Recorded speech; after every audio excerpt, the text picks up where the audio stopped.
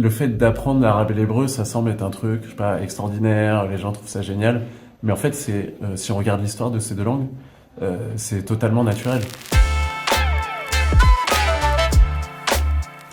Salut Proche-Orient, j'espère que vous allez bien. Ce soir, je vais vous emmener à la visite d'une association culturelle et linguistique qui s'appelle Parler en paix, qui donne des cours à la fois d'hébreu et d'arabe. Tous les élèves viennent apprendre les deux langues. Je suis très curieuse d'aller voir ça. C'est parti.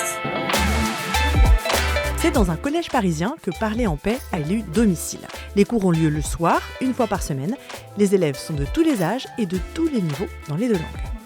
זה אותו שורש כמו אפור. Elisa Ya.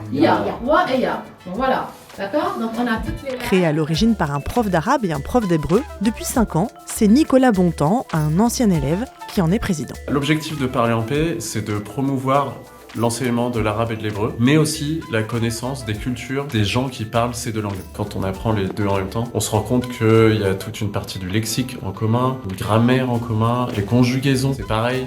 C'est vraiment lié à toute l'histoire commune de ces deux langues sur 2 millénaires, voire plus. Et pour ceux qui ont écrit Ma'at Rossa, quelle est la réponse?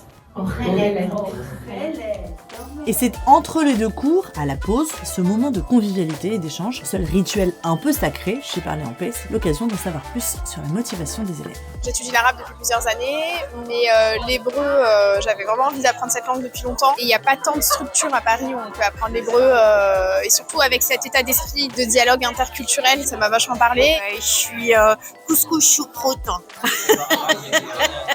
Je suis pluriculturelle et je revendique aussi les contacts entre les cultures et j'en tire tous les profits. Au début, je voulais apprendre l'arabe parce que j'ai séjourné en Algérie et j'ai toujours regretté de ne pas avoir vraiment pu apprendre l'arabe sur place. Et je me suis dit, apprendre l'hébreu en même temps, le mélange des langues, moi je trouve ça très intéressant.